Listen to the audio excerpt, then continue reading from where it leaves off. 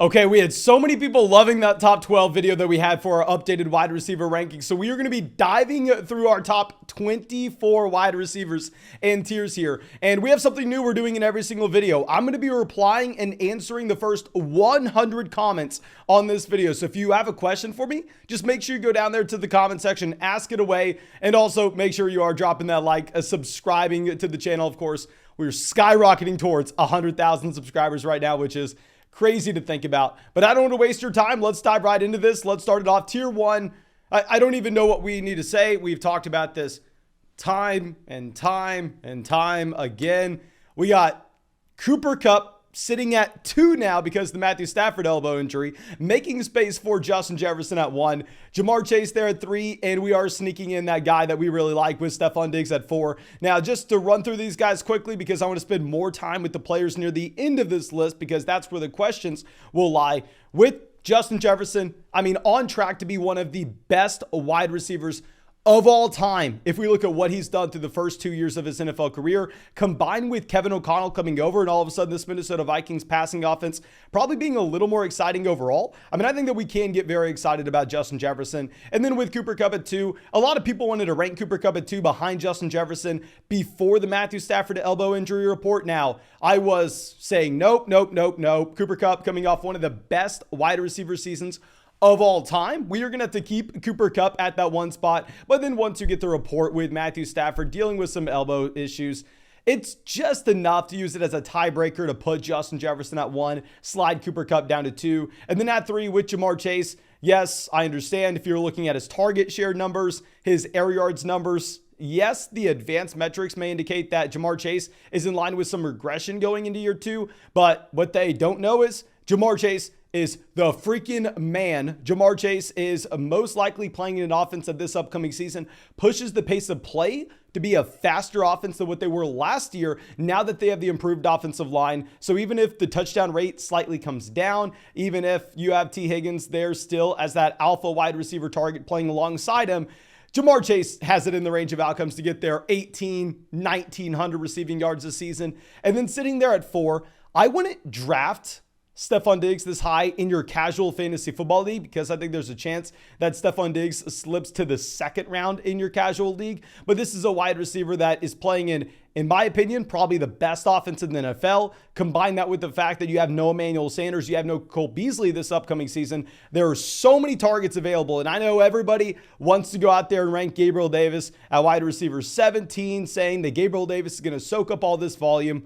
Maybe Davis will be in this video later on. Maybe he won't. But to give you a sneak peek, I don't think that he's going to be able to command all that volume being left behind with those vacated targets. I think some of them slide over to Stefon Diggs, and he has it in the range of outcomes to see a 27% team target share and the best offense in football. But let's drop it down to tier 2. And here in tier 2, we are going to go with Davante Adams at 5. With Davante Adams, he was a player that I was aggressively drafting last year. My most drafted round 1 draft pick last season was Davante Adams, but that was because you could get Joe Mixon in round 2 in every single draft. But here with Davante Adams, I'm a lot more worried this year with the clear downgrade at the quarterback position, moving from Aaron Rodgers to Derek Carr. And on top of this, you have the clear upgraded target competition, moving from Allen Lazard and Robert Tonyan to Darren Waller and Hunter Renfrow. So you have more target competition, indicating that he's probably going to have a lower target share overall. And then on top of this, the yards per target probably going to go down with Derek Carr compared to what he was sitting at with Aaron Rodgers.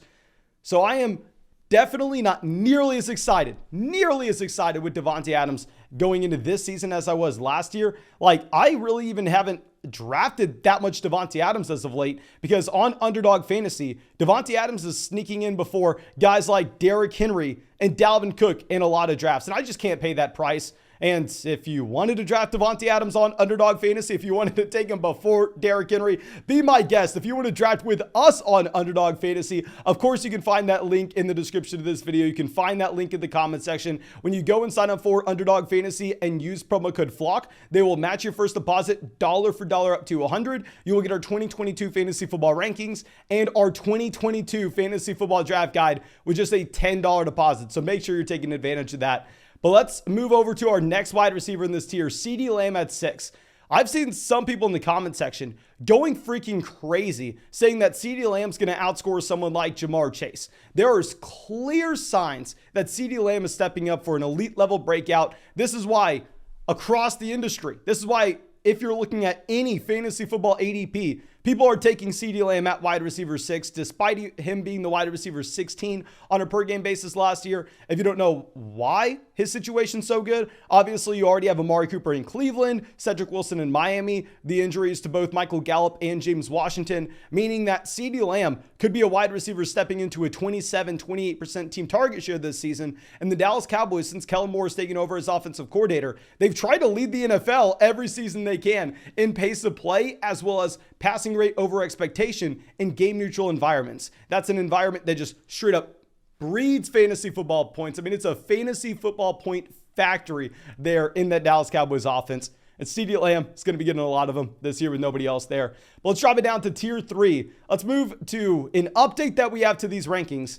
I have thrown in the towel. We've moved Deebo Samuel over Mike Evans. I don't know. Maybe I am just overreacting. But looking at what's going on in Tampa right now, with Tom Brady not playing with the team, with Evans dealing with a slight injury, Gage dealing with a slight injury, maybe Godwin coming back. There's so much uncertainty with this offense, not to mention the offensive line injuries that we've been seeing, that I think I'm not going to be making any irrational moves, but small gaps in these tiers. Like if we had Deebo Samuel and Mike Evans separated by that much in the same tier, the uncertainty with this Tampa Bay Buccaneers offense is going to be enough to move Deebo Samuel above Mike Evans. I mean, here with Deebo Samuel, look at that contract that he got in comparison to DK Metcalf and AJ Brown. That is very exciting, but you have to expect regression for Deebo Samuel because you do have Trey Lance coming over. Trey Lance is probably not going to let Deebo Samuel have 8 rushing touchdowns again. Now let's move down to our next tier. Our wide receiver 9 here, going to be Tyreek Hill. Now with Tyreek Hill, we'll get to Jaylen Waddle in a little bit, but I would not be that surprised if Tyreek Hill ends up being second for the Miami Dolphins wide receivers in fantasy points this season.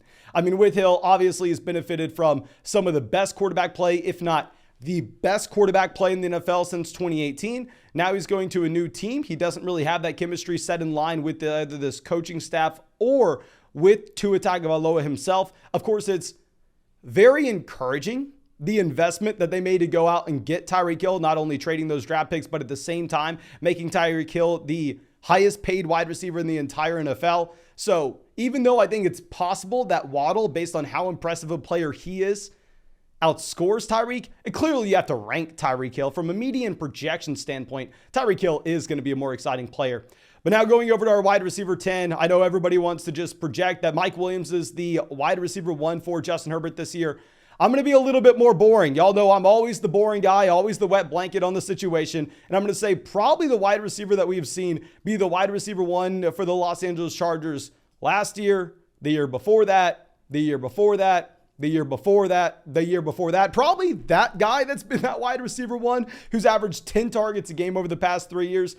If I had to be a betting man, I would bet that he is the wide receiver 1 again this upcoming season. We will have Keenan Allen at 10. Now, there are real concerns with Keenan Allen. We know that because he operates a lot closer to the line of scrimmage, the touchdown rate's not going to be as high as what you would have for someone like Mike Williams in Los Angeles. So maybe in a non-PPR format, if you're playing in, say, a standard non-PPR league, of course you are going to be moving Keenan Allen down these rankings because the volume may not be able to offset the lack of touchdowns he'll have this season, but you're getting 10 targets a game from Justin Herbert. I have to put you here at 10 in that PPR league. But then our wide receiver 11 is going to be T. Higgins, the clear second wide receiver in Cincinnati. We've talked about this all offseason. I'm going to be ahead of consensus significantly on someone like Joe Mixon. I'm fine drafting Ja'Marr Chase and T. Higgins at their ADP because, yes, Joe Burrow was number 1 in the NFL in adjusted yards per pass attempt last year, a hyper-efficient quarterback. But I still don't think this Cincinnati Bengals team has seen their overall ceiling with the overall offensive production that we will see during the regular season. And the reason for this is if we go back to that pace of play that we're always talking about, because it truly does drive so much importance in fantasy football scoring. The Cincinnati Bengals were a slow offense last year. They were letting that clock drain out. We've talked about this time and time again, but I think it's because they had a horrendous offensive line play. So Zach Taylor and this coaching staff, they were trying to keep Joe Burrow protected. But now that PFF has the Cincinnati Bengals graded out as a top 10 offensive line this upcoming season, I think they go out there, they push the pace of play. They possibly try to look a little bit more like Kansas City, like Buffalo, like Tampa, like Dallas, like Arizona, just situations that pump out fantasy production. And Higgins was the wide receiver 12 last year on a points per game basis. He actually had more than double the air yards per game than Jamar Chase. Now, our wide receiver 12, the last guy in this tier, is going to be someone that is definitely in the worst situation out of any of these top 12 guys. It's going to be A.J. Brown. Now, with A.J. Brown, I know people get mad at me. They go to the comment section saying, "Oh, Mason, you clown. How do you say that Jalen Hurts is a bad quarterback but love him in fantasy?" Guys, Jalen Hurts is going to be a great fantasy quarterback because obviously he provides you that rushing production. But from a passing volume standpoint, the Philadelphia Eagles want to be a rush-first offense, and A.J. Brown's been able to overcome a rush-first offense in Tennessee through his NFL career so far. A.J. Brown's proven to be one of the most talented wide receivers with a 25% team target share last year, as well as 2.7 yards per route run every year of his NFL career. But we have to look at the context of that Tennessee Titans situation. It was a run-first offense, which is going to be what the Philadelphia Eagles are this season. But the reason he was able to overcome it is not only the talent of A.J. Brown, but to go along with this, the lack of quality target competition that you had with the Tennessee Titans. Who the hell was he going up against last year? Julio Jones was hurt. He was going up against Nick Westbrook-Ikhine. Before that, Corey Davis. Well, I got news for you. In Philadelphia, there's a guy named Devonta Smith. In Philadelphia, there's another guy named Dallas Goedert. They are very good NFL players. I'm not expecting them to be better than A.J. Brown. Of course, we're ranking A.J. Brown here at 12 because I think from a pure talent perspective, he's probably a top 5 wide receiver in the NFL. But the situation is just going to be much worse than you would like it to be.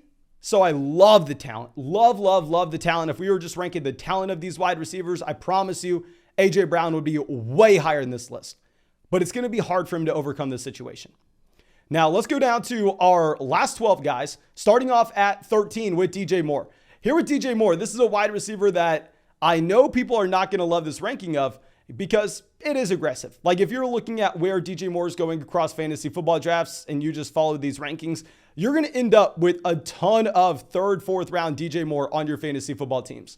But I'm looking at a wide receiver that's coming off a season where he was only 24 years old and he held a 29% team market share in Carolina. And if we look at wide receivers that were able to hold a 29% team target share on a per game basis, either 24 years old or younger, guys that have been able to do that through their NFL careers, Odell Beckham Jr., DeAndre Hopkins, Justin Jefferson, AJ Green, Mike Evans, and Jarvis Landry. That is how impressive DJ Moore is. And now you are getting a significant upgrade at quarterback. And trust me, we have the University of Texas wall next to us. I don't want to be rooting for Baker Mayfield. Horns up. OU sucks. I don't like Baker Mayfield. But he is definitely the best quarterback that DJ Moore has played with in his NFL career. Because remember, DJ Moore didn't play with good Cam Newton. DJ Moore played with arm falling off his body Cam Newton. Cam Newton 20 plus injuries later. So if we go through and look at the adjusted yards per pass attempt for quarterbacks during DJ Moore's time in Carolina, it has been an average of 6.05. That would have been a bottom 5 quarterback in the NFL last year. I mean, hell, Sam Darnold was the worst quarterback in the NFL last year from an adjusted yards per pass attempt standpoint. So Baker Mayfield is a clear upgrade. This is someone that just dominates the target share in Carolina, dominates air yards, one of the most talented wide receivers in the NFL. He hasn't given you that elite level ceiling because he's at a touchdown rate under 3%, but that's because of the quarterback play and how bad it's been in Carolina. Even though Baker Mayfield's not a good quarterback, he's a hell of a lot better than what you've had in Carolina over the past few seasons. Now, speaking of wide receivers that are in very bad situations, but in my opinion are elite level talents, we are going to have Jaylen Waddle here at 14. Now, I understand it. We already have people going down there to the comment section going, oh my gosh, you can't draft Jaylen Waddle this year. But let me try to sell you on this point. So Jaylen Waddle as a rookie last year finishes the wide receiver 13 on a per game basis. And yeah, I know that nobody likes Tua Tagovailoa coming into this season. But what if I were to tell you that, hell, he did that with Tua Tagovailoa playing quarterback last season. He was the wide receiver 13 on a points per game basis as a rookie. And his rookie year, he went out there and he averaged almost 9 targets a game. 63 receiving yards a game. And if we lower the threshold, if we say what wide receivers have averaged 7.7 targets per game, as well as 63 receiving yards per game their rookie seasons, since the year 2000, this is the list. Odell Beckham Jr., Jamar Chase, Justin Jefferson, Julio Jones, AJ Green, Mike Evans, and Amari Cooper. Plus Jaylen Waddle on that list, of course. And if we're looking at where all those players were being drafted after their rookie seasons, just think, where is Jamar Chase being drafted right now? Where was Justin Jefferson drafted last year? These were all guys that were immediately drafted as top 5 to 10 wide receivers going into year 2 because they were truly elite level talents. So I completely agree. Tua is not a great quarterback. Tyreek Hill will be an upgrade over the target competition Jaylen Waddle saw last year. I think that ranking him here at 14 is baking in to his price the bad situation he has to deal with, because from a raw talent perspective, hell, the Miami Dolphins went out of their way. They paid the 12th or 13th overall pick plus a future first to trade up and get Jaylen Waddle. This is a player that's always been an elite level talent. He proved that his rookie season. Now, our wide receiver 15 is right now my most drafted player on Underdog Fantasy. If you were looking at the entry fees associated with drafts, Deontay Johnson. I cannot tell you how much money I have in on Deontay Johnson, where now he's dealing with a hip injury, and we are definitely going to have to continue to monitor this. Maybe the next time we put out a wide receiver rankings video, Deontay's fallen a bit if this hip injury continues to linger. And also, Chase Claypool is a wide receiver dealing with an injury right now, and this is allowing George Pickens to freaking ball out. I mean, straight up ball out during training camp. All eyes are focused in on George Pickens. And this is why we are getting a discount on Deontay Johnson right now. Deontay Johnson is a wide receiver that was the wide receiver 7 on a points per game basis last year. The only wide receivers to post a target share as high as Deontay Johnson this past season were Davante Adams, Justin Jefferson, Cooper Kupp, and DJ Moore. Now, I know you're going to say, oh, well, Mason, you have the quarterback change. Ben Roethlisberger is no longer there in Pittsburgh. What if I were to tell you that Ben Roethlisberger was a train wreck last year? What if I were to tell you that the only quarterbacks that Ben Roethlisberger had a higher adjusted yards per attempt in last season that were non-rookies were Andy Dalton, Jacoby Brissett, and Sam Darnold? That is how bad 39-year-old Ben Roethlisberger was. So yes, I expect the quarterback play to be bad, whether that's Mitchell Trubisky or Kenny Pickett this upcoming season. But I don't know how much worse it can be than what we had with Ben Roethlisberger last year. It could potentially get better. Now, there is still uncertainty with this situation. It is still getting worse, and there is a few red flags. But that's why I'm not ranking Deontay Johnson as the wide receiver 7 where he finished last year.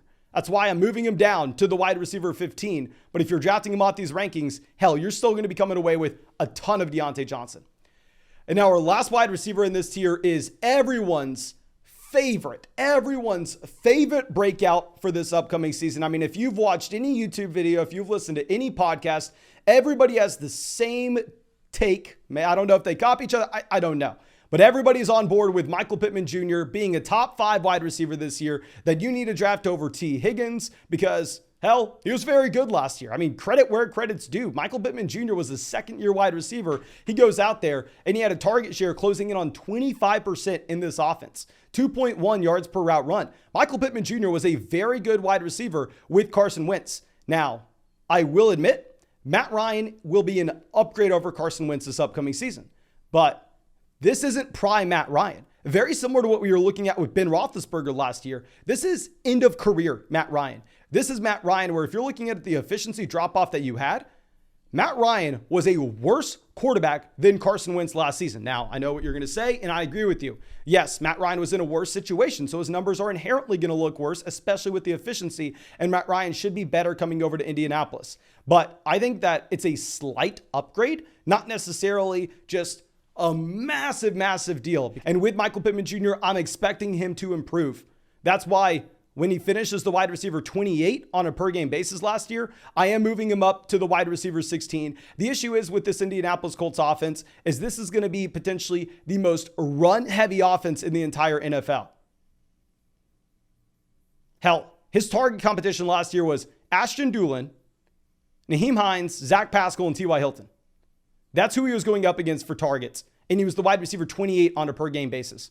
I just think that the passing volume is not going to get there in Indianapolis, even if you love the talent of Michael Pittman. So we're going to have him down here at wide receiver 16, even though I know every other person you'll ever listen to is going to tell you how he's the breakout wide receiver you need this season, and he's someone you need to draft inside the top 10.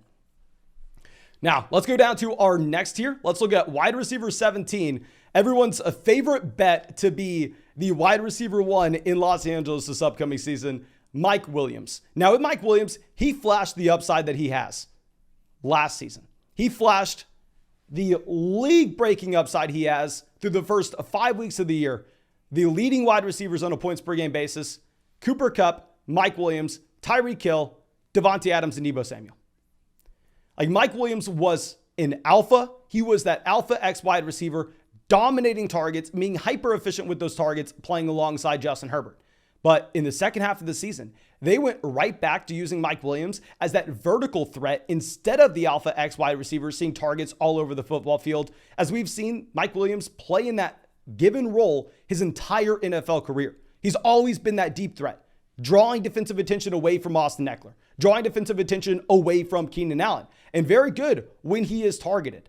If we're going through and if we're looking at the touchdown rate, clearly Mike Williams is going to have more touchdown upside than what you get from Keenan Allen in this offense. But over the past 3 years, Mike Williams has averaged a target share little under 17% compared to Keenan Allen, closing in on 25%. So I understand the thought process and sitting here and wanting to get hyped on Mike Williams, hyped that he's the wide receiver 1. Let's pump the brakes a bit. We are going to have him at the wide receiver 17 leading off this tier because I'm slightly concerned they continue to use him as that deep threat. I don't want to say decoy, but the deep threat player drawing attention away from the targets underneath. Now let's go to our wide receiver 18 and 19. We got to talk about these guys together. Jerry Jeudy 18, Courtland Sutton 19. Now the elephant in the room here is, yes, I used to not have Courtland Sutton this high. I used to have Courtland Sutton at our wide receiver, either 23 or 24 spot. He used to be an into the 5th round selection for me. And I've since then had to move Courtland Sutton up. I had to move Courtland Sutton up these rankings with the injury to Tim Patrick. And if we're looking at that Tim Patrick injury, oh dear God, it does make a difference. Because Tim Patrick, over the past 2 years in Denver, has led this team in receiving touchdowns, and he had a very large role. And one of my main concerns with both the combination of Jerry Jeudy and Courtland Sutton is that there were so many capable weapons in this Denver Broncos offense that I thought they were going to look potentially like what we had from the Dallas Cowboys last year, where Dallas last year was the number 1 team in the NFL, but because you had Amari Cooper getting his, CeeDee Lamb getting his, Michael Gallup getting his, Cedric Wilson getting his, Dalton Schultz getting his, and then on top of that, the running backs with Ezekiel Elliott and Tony Pollard, no player in Dallas outside of maybe Dalton Schultz truly became a league-winning option for you in fantasy because everybody was leeching off each other. But now that Tim Patrick's no longer at the dinner table to take a slice of this pie, all of a sudden, the target share you can project for both Jerry Jeudy and Courtland Sutton is going to go up. The reason I'm going to be the only person on this planet that has Jerry Jeudy ranked over Courtland Sutton is if we look at the 11-game split in games that Jerry Jeudy and Courtland Sutton have played together through the first 2 years of Jerry Jeudy's NFL career. You have Courtland Sutton with a whopping 23 receiving yards per game. Jerry Jeudy's not that much better at 46, but Jerry Jeudy was a first and second year player who's younger than Kenny Pickett, who's going to continue to get better, and who's almost 4 years younger than Courtland Sutton. So if Jerry Jeudy's already dominating targets, already being more productive than Courtland Sutton on a per game basis when they play together, and Jerry Jeudy is this much younger, I am personally going to be projecting a Jerry Jeudy to be the wide receiver that you want to be betting on going forward, betting on the improvement from. Not to mention the massive difference in yards per route run with Jerry Jeudy at 1.9 and Courtland Sutton at 1.5 this past season. So I think you can now draft these guys with the injury of Tim Patrick, but on Underdog Fantasy, when Courtland Sutton's going in the middle of the 3rd round, I can't take him. I'm still never going to be drafting him. I now have Jerry Jeudy and Courtland Sutton as late 4th round, early 5th round selections because clearly there is upside with Russell Wilson. Now our wide receiver 20 here is going to end up being Hollywood Brown, the last guy in this tier.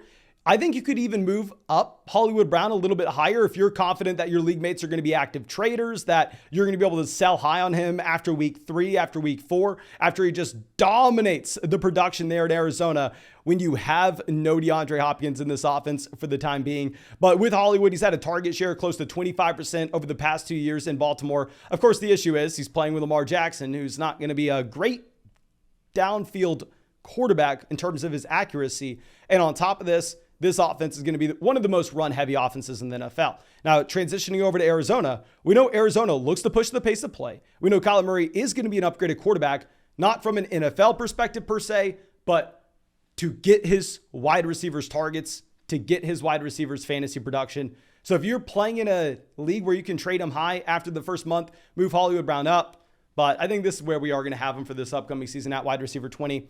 Now let's drop us down a tier. Let's go to wide receiver 21. We are going to have Terry McLaurin. With Terry McLaurin, I actually think that Carson Wentz is a significant upgrade compared to the quarterback play that he had this past season with Taylor Heinicke. I know every time you ever wanted to watch a Washington game, you had the announcers coming out saying, oh, this Taylor Heinicke guy, he's one of the most underrated quarterbacks in the NFL. He's one of the most underrated quarterbacks of all time.